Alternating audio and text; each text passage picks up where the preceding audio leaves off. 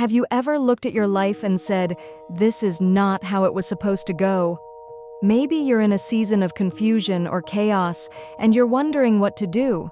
Well, stay with me because what if I told you the miracle is already happening right in the middle of the mess? My name is Jordan Green. I'm 28 years old, a planner, a dreamer, a woman who always tried to do things the right way. I graduated from college with honors, landed a decent job in marketing, paid my rent on time, and even volunteered with youth ministry on the weekends. I wasn't perfect, but I was trying. I believed if I just followed the steps, school, work, relationship, marriage, then life would somehow work out. But sometimes even your best laid plans fall apart in the most unexpected ways. Before we continue with our story, please take a minute to like, share, and subscribe to our channel and watch till the end for a free gift. I remember staring at that pregnancy test for what felt like an hour. The second line appeared so faint at first I thought I was imagining it. But then it deepened. Bold, clear, unignorable, pregnant. I sat in the chair, hugging my knees, hands shaking, trying to process what had just happened. My thoughts spiraled. What about my job? How do I afford this? What will people say? But most of all, what is he going to do? His name was Devin. We met at a networking mixer downtown. He was charming, articulate, and he made me laugh. After months of long conversations, Sunday brunches, and quiet nights watching documentaries, I believed we were building something real.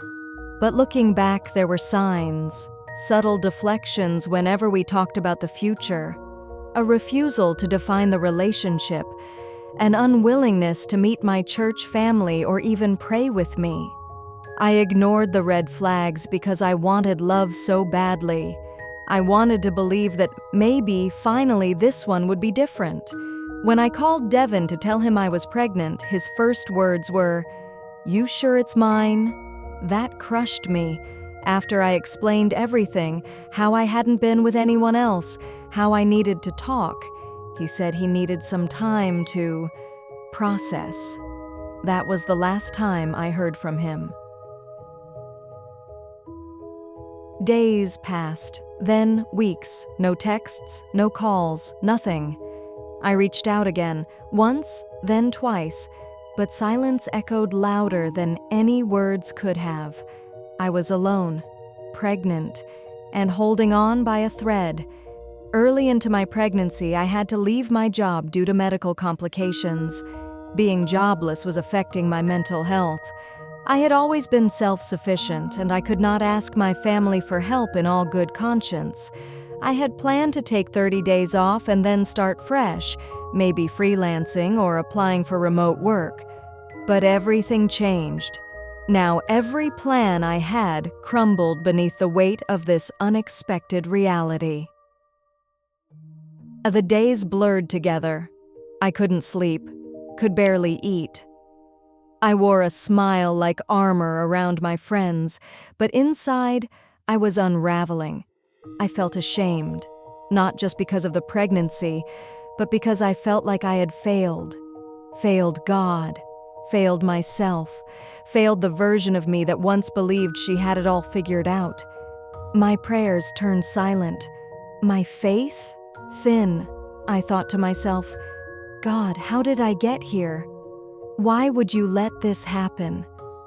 Where are you? And then one afternoon, I sat on the floor, surrounded by bills, ultrasounds, and unopened mail. I looked around at the mess and whispered, I don't think I can do this. That was my breaking point. But right then, my phone lit up. It was a number I hadn't seen in years. Taylor Reed. Taylor and I were friends in college. She was my roommate sophomore year, a wild mix of grace and grit, always wearing head wraps, drinking green smoothies, and quoting scripture like it was her second language. We lost touch after graduation. Different cities, different circles, different lives. I hadn't spoken to her in nearly 6 years, but there she was, calling now. "Hey, girl," she said, like no time had passed.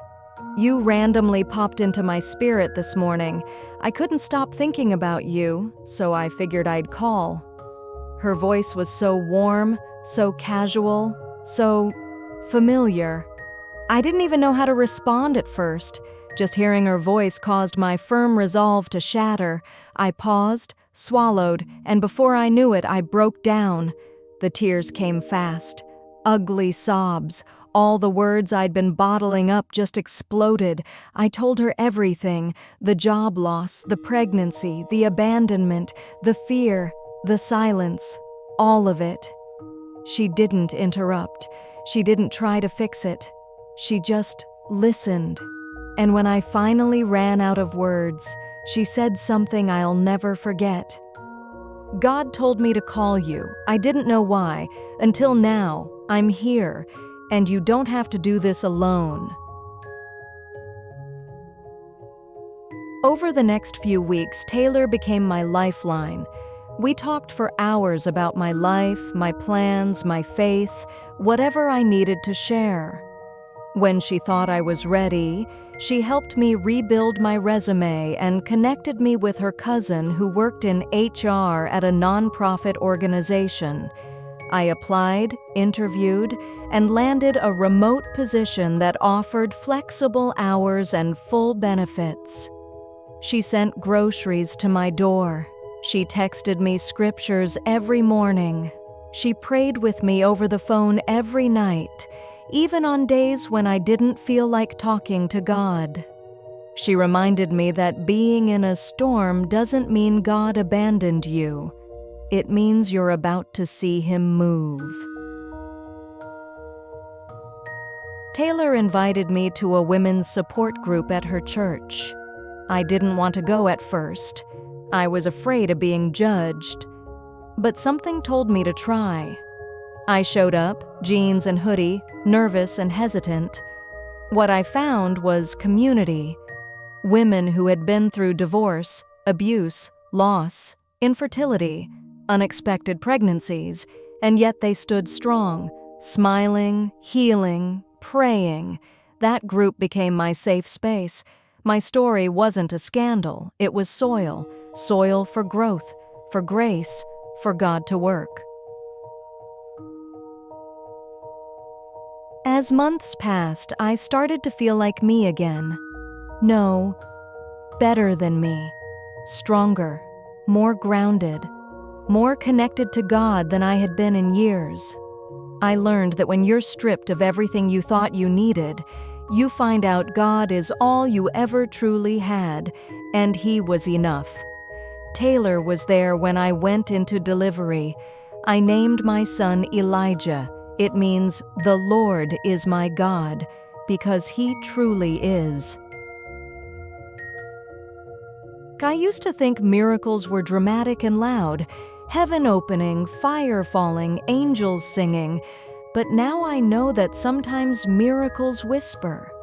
They sound like an unexpected phone call. They look like an old friend walking back into your life. They feel like peace in the middle of your chaos. God didn't change my situation overnight, but He changed me in it. He reminded me that He still sees, He still hears, He still provides, and even when you feel forgotten, He's already working on your rescue. So if your world is falling apart, don't lose hope. Your miracle may already be on the way. Be encouraged and take a moment to like, share, and subscribe to our channel. Then please copy the link into your browser for a free copy of our 21-day prayer journey.